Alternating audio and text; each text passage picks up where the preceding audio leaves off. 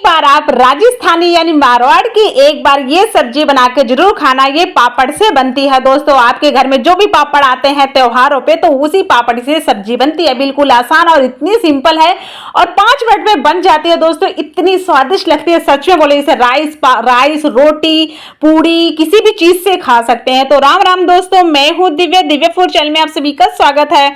I hope आप सब अच्छा और खुश रहे, हमेशा निरोगी रहे दोस्तों। तो आइए आपको रेसिपी फटाफट दिखा देते हैं। मैंने यहाँ पे रख लिया है तवा को मैंने लो फ्लेम में कर रखा है, मतलब गैस को मैंने लो फ्लेम में कर रखा है और मैंने इस पे रख दिया है बड़ा साइज का पापड़। तो मुझे इस तरह से कपड़ा लेना है और इस तरह से इसे दबा दबा के अच्छे से पकाना है। इससे क्या अच्छे से पक जाएगा, चारों तरफ कहीं भी कच्चा नहीं रहेगा। और अगर हम इसे डायरेक्ट तवे पे पका मतलब डायरेक्ट हम गैस पे पकाते हैं तो काला पीला हो जाता है दोस्तों, जल जाता है। तो तवे पे पकाने में सबसे अच्छा आसान तरीका है, कोई भी तवे पे पका सकते हैं, लोहे की तवे पे चाहे नॉन स्टिक किसी भी चीज में बढ़िया सा पक जाएगा दोस्तों। तो इसे हम ज्यादा समय नहीं लगाते, फटाफट पका के रेडी करते हैं दोस्तों। और एक चीज ध्यान रखिएगा, इस चैनल को जल्दी फटाफट सब्सक्राइब कर लीजिएगा। आपको हमारे चैनल पे इस तरह से नए नए ही वीडियो मिलते रहेंगे दोस्तों, कुछ ना कुछ नया सीखने को ही मिलेगा दोस्तों। तो हमने इन्हें सारे पापड़ को पका लिया है, 4 हमने पापड़ लिए हैं दोस्तों।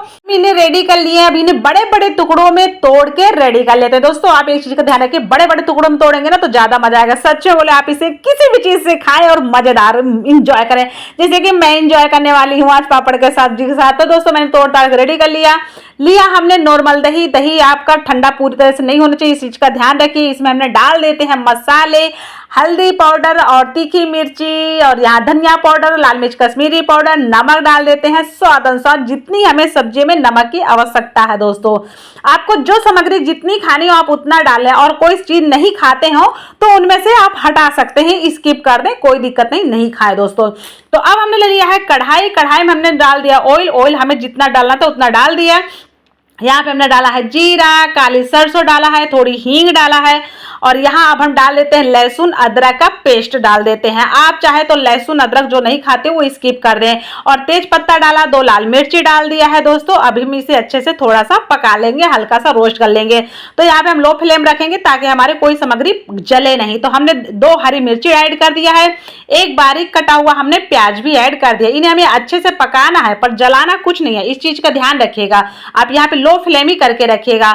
और ये जो हमारा जो पेस्ट मतलब जो मसाला था, जो दही था, अब हमने इसे इसी में डाल दिया है। अब हमें इसे लो फ्लेम में बढ़िया से इसको पकाना है, उबलने देना है। हाई फ्लेम करोगे तो आपका दही फट भी सकता है।